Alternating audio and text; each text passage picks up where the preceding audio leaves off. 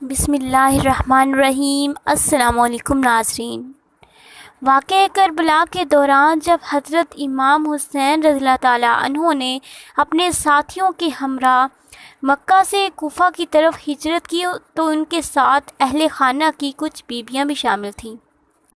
یہ بیویاں سفر میں آپ کے ساتھ رہیں اور کربلا کی زمین پر انہوں نے حضرت امام حسین کا خوب ساتھ دیا۔ 9 محرم الحرام کو حضرت امام حسین رضی اللہ تعالیٰ عنہ نے ان میں سے 6 بیویوں کو حکم دیا کہ تم کربلا کی زمین کو چھوڑ کر ہندوستان کی طرف ہجرت کر جاؤ۔ بیویوں نے عرض کی کہ ہم آپ کو ایسے حالات میں چھوڑ کر بھلا کیسے جا سکتے ہیں؟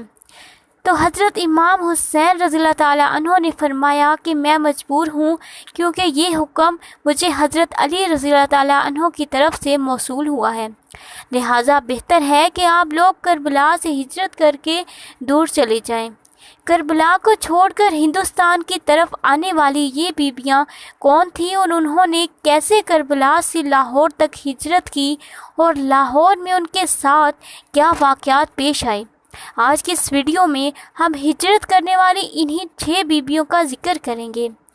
ناظرین، خاتون جنت حضرت فاطمہ الزہرا سلام اللہ علیہا کے وصال کے بعد حضرت علی نے ایک شادی ام بنین رضی اللہ تعالی عنہا سے کی۔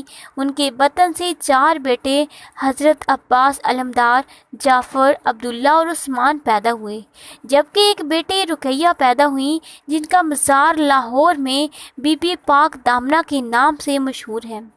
آپ حضرت علی کی بیٹی اور حضرت مسلم بن عقیل کی زوجہ ہیں اور آپ کے ساتھ حضرت عقیل ابن ابی طالب کی 5 بیٹیاں بھی لاہور میں ہی مدفون ہیں۔ ان 5 بیٹیوں کے نام ام ہانی، ام لقمان، اسما، رمالہ اور زینب ہیں۔ حضرت امام حسین رضی اللہ تعالیٰ عنہ کے کہنے پر ان 6 بیویوں نے کربلا سے ہندوستان کا سفر 9 محرم الحرام کو شروع کیا۔ ابھی راستے میں ہی تھیں کہ شہادت امام حسین رضی اللہ تعالیٰ عنہ ان کے ساتھیوں کی خبر ان تک پہنچ گئی، مگر چونکہ حکم تھا اس لیے انہوں نے اپنا سفر ہندوستان کی طرف جاری رکھا۔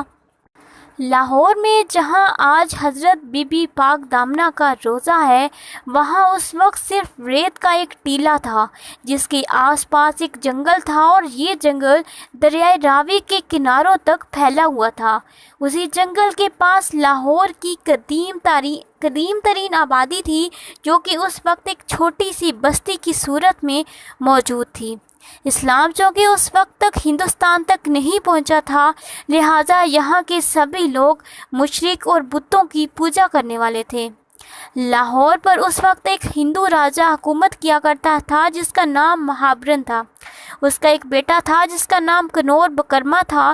جب یہ 6 بیویاں لاہور کی سرزمین میں داخل ہوئیں تو یہاں پر موجود تمام بت اور مورتیاں اپنی جگہ سے گر پڑیں اور آگ کی پوجا کرنے والوں کی آگ ایک دم سے ٹھنڈی ہو گئی۔ شہر میں آمد کے ساتھ ہی ان بیبیوں کی روحانیت کا یہ عالم تھا کہ کفر میں لرزہ طاری ہو گیا۔ جب لوگوں نے اپنے مندروں میں یہ حالات دیکھے تو شہر میں کہرام سا برپا ہو گیا۔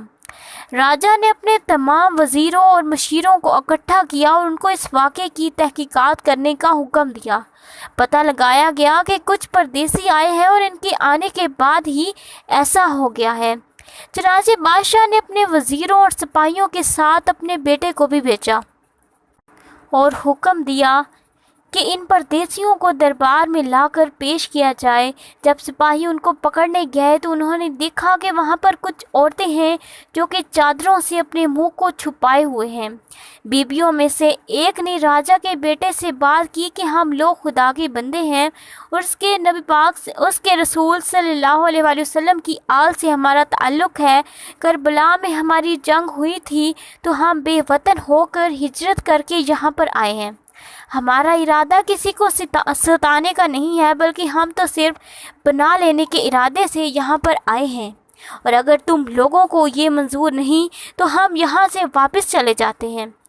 راجا کا بیٹا ان تمام باتوں سے ان کا کافی ہمدرد ہو گیا، مگر وہ بادشاہ کے حکم کے آگے مجبور تھا اور اس نے کہا کہ بادشاہ نے آپ کو دربار میں بلوایا ہے، اگر آپ خود نہیں جائیں گی تو آپ کو زبردستی لے کر جایا جائے گا۔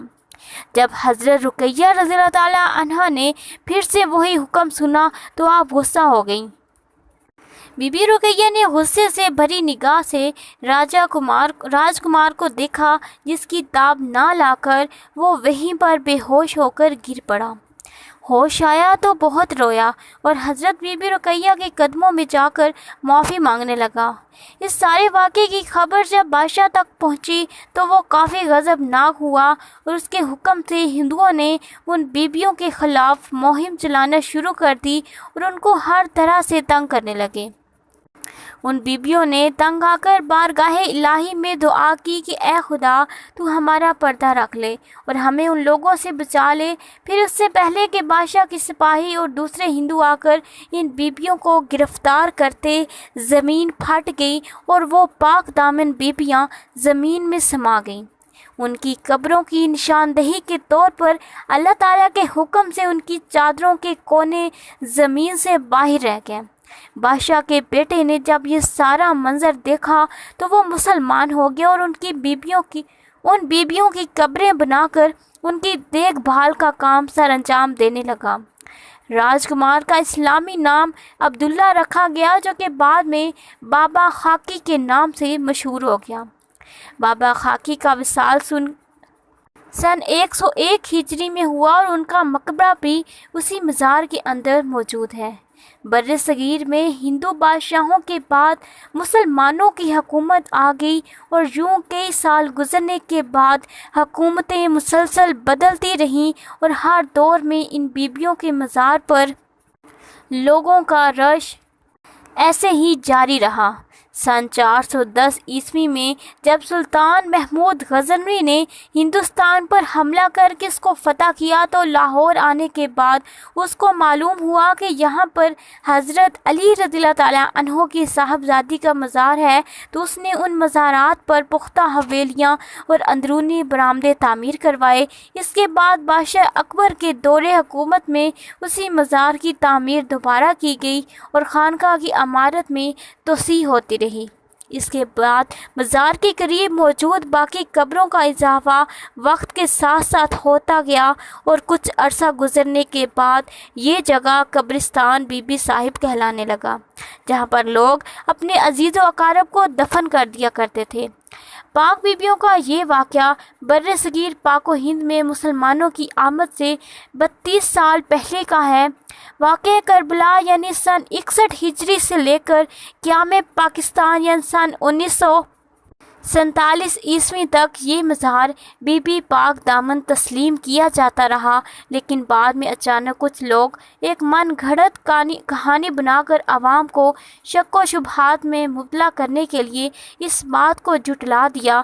تاہم آج بھی بہت سے لوگوں کا یہ ماننا ہے کہ یہاں پر کوئی بھی بی بی دفن نہیں ہے، جبکہ ایک بہت بڑی تعداد یہ مانتی ہے کہ یہاں پر وہی بیبیاں دفن ہیں جو کہ عرب سے ہجرت کر کے کربلا کے دوران لاہور آئی تھیں اور ہندوؤں کے ساتھ معاملات پیش آنے کے بعد اللہ تعالیٰ نے ان کو زمین میں دفن کر دیا تھا۔